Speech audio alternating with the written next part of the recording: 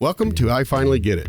On today's episode, we sit down with Landon Fitzgerald, owner of Perfect Fitz. Landon shares how the more he focused on serving others, the more he and his company grew. In studio with me today, as always, Dustin Webb, our producer. I'm your host, Jeff Martin, and here's our conversation with Landon Fitzgerald. Let's get it. It's not really one moment in particular that caused me to say I finally get it. I think I'm still figuring it out. I think we all on it. It's a journey. That's the journey of life. But I guess the moment that pushed me forward to where I'm at today and to things getting better, I'll have to tell a little backstory on how it happened, because there's God incidences in my life that have brought me to this point all along the way. And I steal that from my sister-in-law. She coined the term. And I've taken it because this is exactly what they are, God incidences. There was this one time in particular, I've been struggling. I've been in business for 20 years, so I've been struggling with people and employees, and that's really my main struggle in growing a business and trying to just create a culture that's conducive to growing a business, and a positive culture, one that I like to be around every day. And I'd been kind of seeking and searching, trying to develop myself, because I knew it started with me, because I was the leader, and as scary as that was, I was like, it's all on me to change everything, And there was this one weekend we went to New Orleans. My wife's sister was going to PA school in New Orleans. She had this apartment complex in New Orleans. She was going to be out of town for the weekend, so we decided to take the boys, me and my wife and the boys, and we decided to go for a weekend in New Orleans and just hang out, just get away. So we did. I think we went to Dave & Buster's or something, and the one day I was just like, let's not go anywhere and just chill by the pool, and so we did. And I was throwing my boys in the pool and just playing with my boys, like the thing I love to do most, just spend time with my family. And this guy, he came over and he made mention,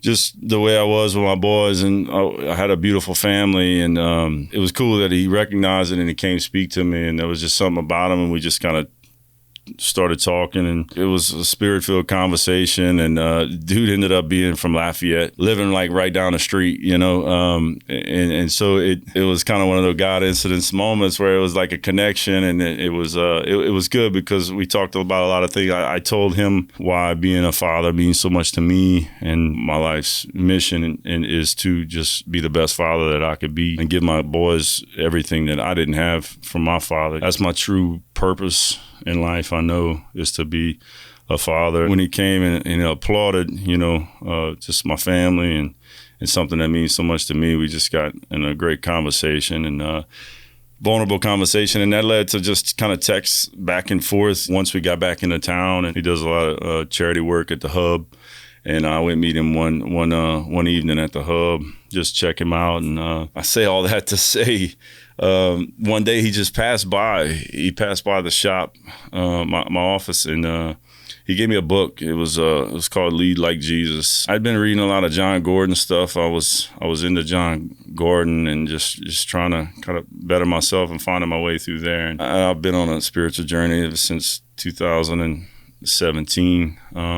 Since I made my Acts retreat. And so I read the book, and in reading the book, it shifted something in me. It talked, a lot about, being a servant to my employees, and my family. I mean, it helped me business-wise and personally, because I think those two go hand in hand. And a lot of times, like, I looked and I just realized, like, and I still do it sometimes to this day, I just looked at my business like it was a prison for me, and I was a slave to my employees, always just trying to make everything better for them, make more money so I can pay them more. In reading that book, it shifted my perspective to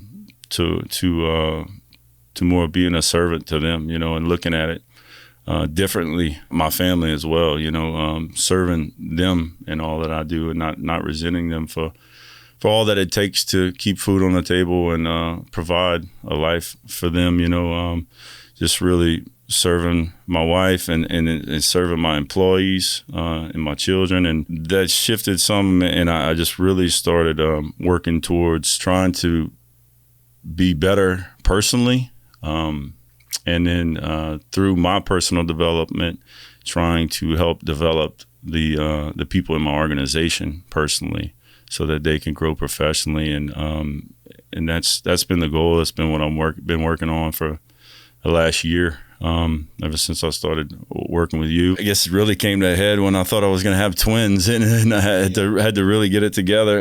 Or I thought my wife was going to have twins. Only ended up having one, but still one's in another addition is a good bit. But it made me kind of hit the gas pedal on kind of getting the business set up to a spot where it was being taken care of, and I didn't have to get on the floor and actually do the work. And so I know that the only way the business will grow is through the development of the people in the company, and better people will create better T-shirts, and which in turn show up in the customer service that the customers experience, and that's the only way it can really grow. So yeah, it's a cycle. So yeah, man, you said it best when you said you actually have to serve yourself and take care of yourself, so you can actually be of service to your family and your team, and it pays you back. But that's one of those things I hear a lot. It's all about service. It is. I mean, it starts it starts early in the morning. I find I do best with a routine. Right now, my routine's a little shaky because of the newborn. I found as my routine deviated from that, it affects me. When you say serving yourself, like it's when I say like I say, starting in the morning, it's a routine. I serve myself by getting into the Word the first part of the day, and then a little exercise, and then it's the grind of getting the kids off to school, getting them woke up, and getting them fed, because I like to serve them, and that's just something that's important to me. Getting the bottles washed, for my wife, so that way she ain't got to do that throughout the day. I was reading like in Holy Grit. A guy, Paul George, he's from around here. I read a couple of his books, but he talks about like the way to sainthood, or you become a saint by the way you are at your house, and if you serve your household and the people you care about most, I think it only translates into your business and you wanting to serve those, but you have to serve yourself first. Me, I have to serve myself first by getting in the Word and exercising and giving to myself, so that I can give to my family. Then I can give to my employees, Yeah. And but yeah, it's service all the way through. And sometimes I don't do a good job of it. I'll get resentful, at times. When I feel like I'm doing too much, but I'll realize in those times that I'm not.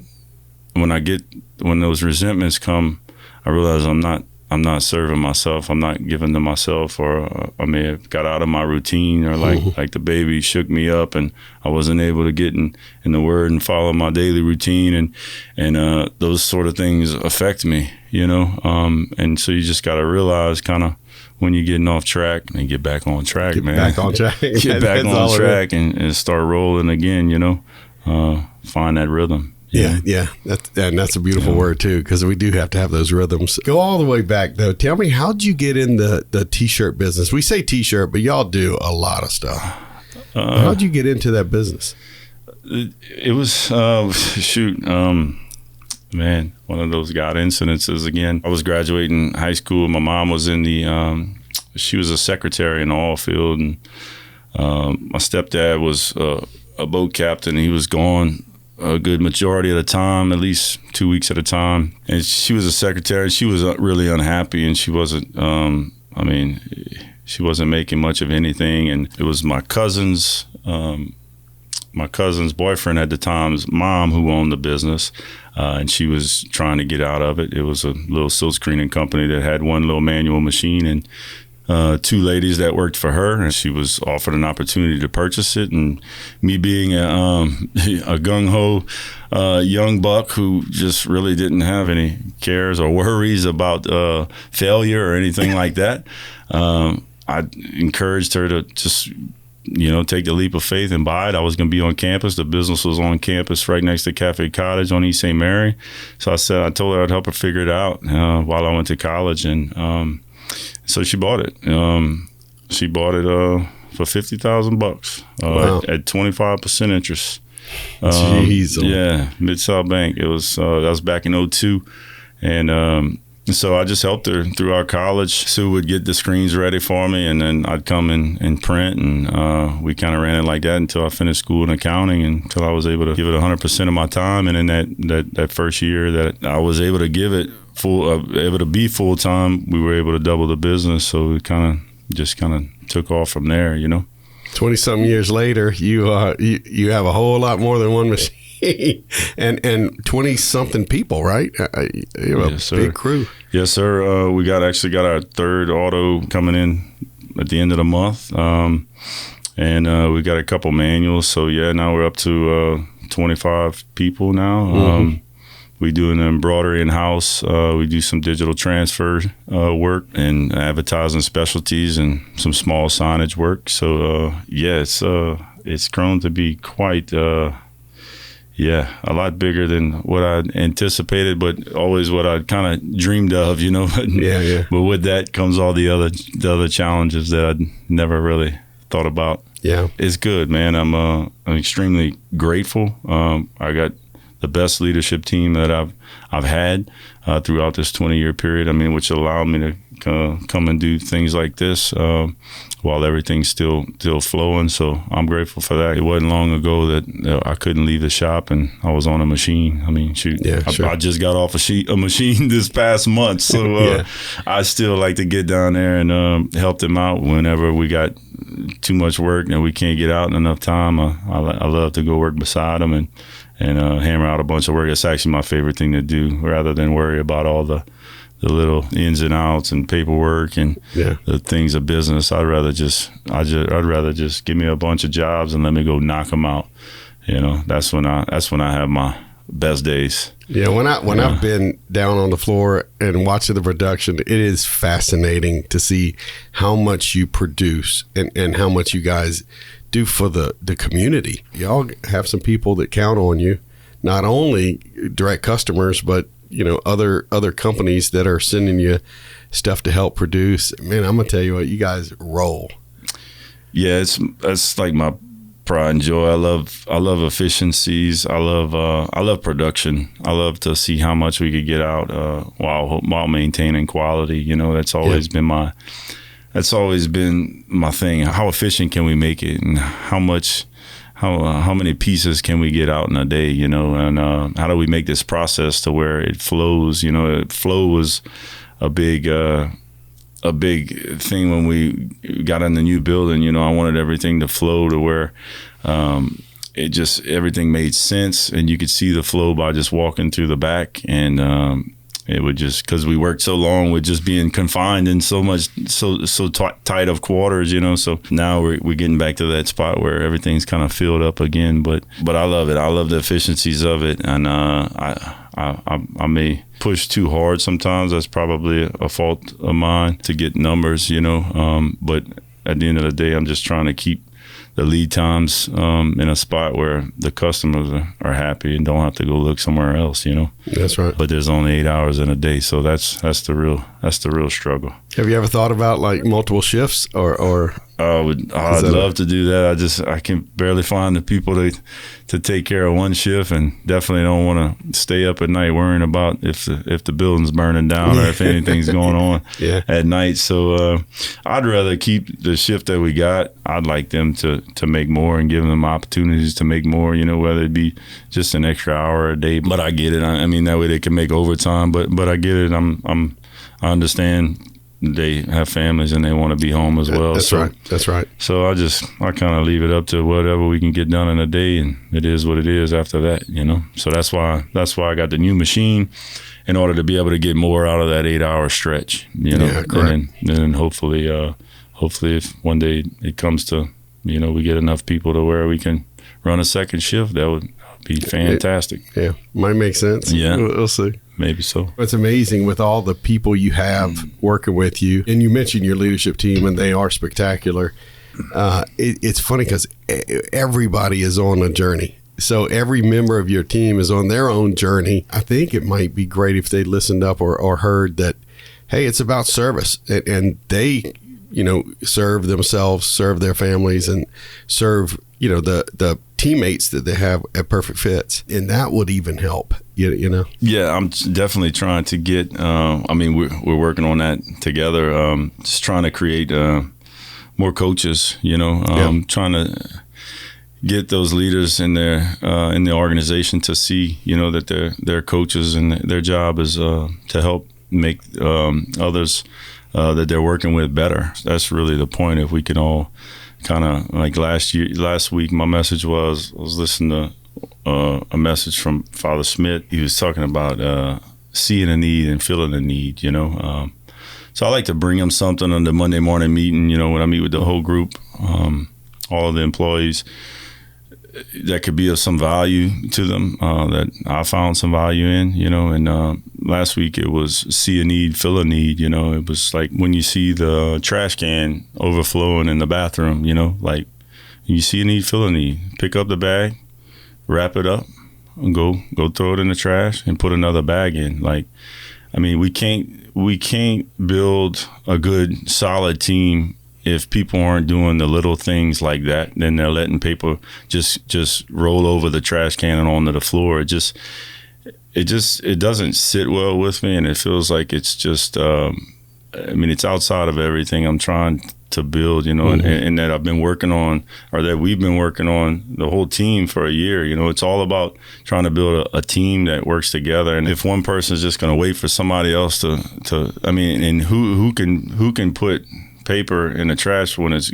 like falling over the trash can, it's just not the type of people that we want. And not to say that they're bad people, but they just need to be called out, and we need to understand that we all gotta, if we see a need, feel a need. If you go to eat and you got a dirty plate, don't leave it in the sink. Wash your own dishes. Mm-hmm. Like, we're not here to wash your dishes, even in the back, like something's out of place, or some paperwork falls on the ground, pick it up. If you see a need, feel a need, That's right. And like, That's right. if you do the little things like that, man, it makes a tremendous difference, man. They all add up. And the funny thing is, I find that it makes you feel good. You know what I mean? Sometimes I feel like I'm the only person that actually returns their buggy to the at the grocery store and puts it in the thing. They're everywhere. But I feel pretty good about that because I know I'm contributing. Dude, it's true, man. Like, it felt so good. Like last week, like after I made that comment and talked about seeing a need, feeling a need, and made the specific reference to the trash can in the bathroom, they were like, when I walked through the shop, there was one person that came out of one bathroom with a bag and another person that came out the other, and I'm like, nice. Praise God. I'm like, that's right. All I had to do was say something, like, and then all of a sudden everybody sees it, so I don't know how long that'll last, but it's infectious though. But people will start seeing that and want to start contributing too, I think. Yeah, because like I put the bags in the bathroom, like in for them, and you know what they did? What really got me was a Friday I was leaving and it happened to me. The trash can was full, and then we have this grocery store bags right next to the toilet, right? So that's what we used to put in the instead of buying trash bags. Mama taught me that when we was young. We saved money, like we used those bags. And so the trash can was full of, so they started putting trash into the bags. So like I go to reach in to get another bag, and I'm touching used paper, and I was like, man, I was at my wit's end. I left Friday and I was aggravated, I was really I was like, man, all this work I'm doing, try to build a positive team. People can't even wrap up a trash can and put another trash bag in it. Well, they're doing it now, though. But look, but it led to a positive, and I heard a message that weekend that played into that. The seeing a need, feeling a need, that I was able to, to speak with them about on Monday, and it changed for the good. And that's right. Hopefully that change will stay, but we'll continue. We'll continue to work towards that for sure, man. It's just doing the little things, man, and that's what I try to get them. Trying to just caring about a job, caring about. If you can't do those little things, you're not going to do the bigger things. Yeah. Good. So that's kind of a light bulb moment. Everything matters, especially the little things, because they add up. So that's a very good point right there. So you've been at this game for 20-something years. What's the future of Perfect Fits? What's the future look like? I don't know. I'm in the middle of figuring that out. I'm kind of more so now than ever, now that I'm able to kind of get off a machine and not be in the day-to-day as far as producing and production. Those are the things that I'm kind of looking towards, networking with other industry professionals, that are bigger than me, that can offer me some expertise, and some advice and some guidance on just the trends that they're seeing in their different areas. I mean, we're just going to continue to try to be the best at whatever it is we're doing. Mainly silk screening is our biggest profit center, our biggest revenue maker and generator. Bettering our team, continuing to better our team, so that way that shows up in the product that we produce, and in the speed in which we produce that product. Those are the really things I'm truly focusing on before I focus on anything else. Serving the customers is what matters, and they want their product quick, and they want it to be quality. Absolutely. The name of the game. It's the name of the game. That's how we built Perfect Fits. We're going to focus on being the best at that, keep our head down, and then through networking with some of these industry professionals, who knows, we'll see where it goes from there, to be continued maybe. Yeah. But don't be surprised how much you're going to be able to give them. Because you have an awful lot of experience. And, that's what this show is all about, is helping people avoid challenges that they may hit. So what kind of business tip would you give somebody who's out there trying to make it today? First, keep your head down. Keep your head down and just do what you say you're going to do. Easy as that. If you do what you say you're going to do in this world, it goes so much further than you would ever realize. I mean, That's what Perfect Fits was built on. People wanted a product, and they wanted it for a certain time, and they wanted it a certain way, and we delivered. And we never didn't deliver. A lot of times, to my physical detriment, my mental detriment, that's a whole nother story. Whether it had to stay up all night or not, when we didn't have any employees, But if you're a person of your word, I think that goes really, really far today, because a lot of people just, they're not. They'll tell you one thing and they'll do another. Never think you got it figured out. Like, continue to grow personally and professionally. Keep reading, keep learning, keep seeking, spiritually, mentally, and just trying to be a better version of yourself. It's really what it boils down to, and a lot of that's done by diving into the Word, and trying to figure out, who that best version of yourself was that God created you to be, and you got to seek and search for that. You can't get complacent, and you got to do what you say you're going to do. Yeah, no doubt about it. I appreciate that. That's very meaningful, and you're right. I think of Father Blessing. I don't know if you know Howard Blessing. Yeah, he was on my Acts retreat. He's one of those that says that dude, man. Life is a journey, and you get to the end, and right there on your deathbed, that's when you go, I get it. so that's really I finally get it moment. But you really don't figure it all out until it's right there at the end. That's exactly right. It's the journey. You gotta enjoy the journey. I mean, it's not always enjoyable, but you get those moments of just pure joy when you a lot of it comes whenever you continue growing and you look back at who you were and where you came from, and all that God's blessed you with today. I get those moments when I'm just with my family, just kind of looking at my kids, and I think that's what it's all about. It's the journey of becoming, and you won't become until you reach your final destination in heaven. But the journey there is, it's about enjoying the ride. That's right. Yes, sir. That's great. As you deal with people, and you do all day long, your team members, customers, and prospects, when people engage with you, how do you leave them different and better than before they met you? I just try to be me. I'm not good with just small talk. Small talk just doesn't do it for me. It's pointless to me. I mean, it's necessary a lot of times when it's passing and you got stuff going on. Hey, how you doing? It's good. Yeah, it's good. But I'd rather just more personal conversations. So I would say that maybe I do a good job of, I don't know, being vulnerable, really and truly. Being vulnerable, letting them know that I struggle. I could always see kind of struggle in people, I guess, because I come from a lot of struggle.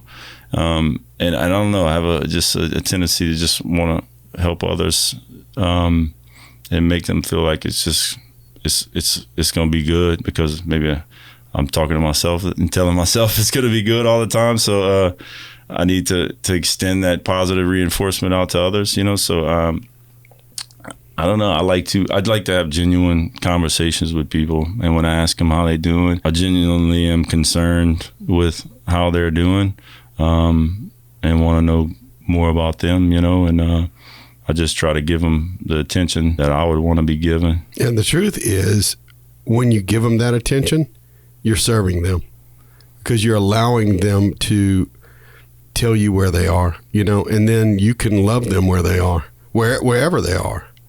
And that is service too. So you talked about some of the challenges that, you've been faced with challenges.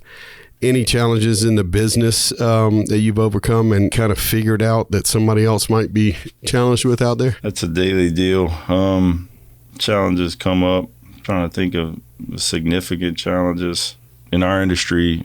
I mean, pretty much manufacturing, is the dealing with the people and managing people and trying to get the most out of people. I mean, I'm still a work in progress. And it always will be. And it always will be, So it's just trying to create better managers, better leaders, better coaches, whatever you want to call them. I believe they're more coaches than anything, if they can be good coaches.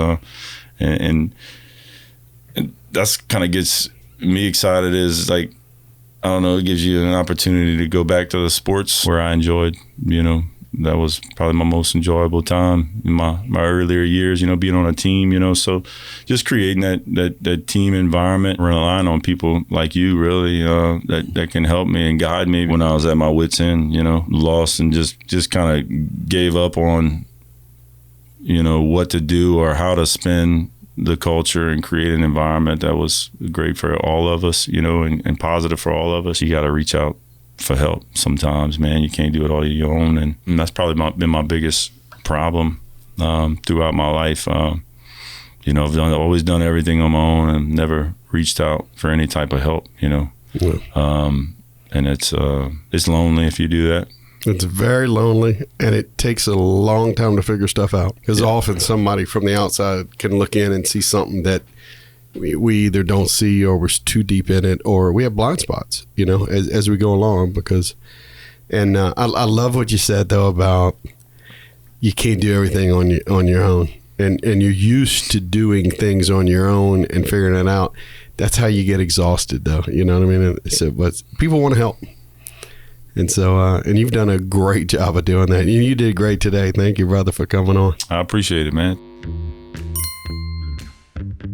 Thanks for joining us this week on I Finally Get It. For more light bulb moments like this, subscribe so you never miss an episode. Check out our show notes at ifinallygetit.com and learn more about what Landon's up to today. Join us next week when we sit down with Bruce Brown and he shares the moment he finally got it.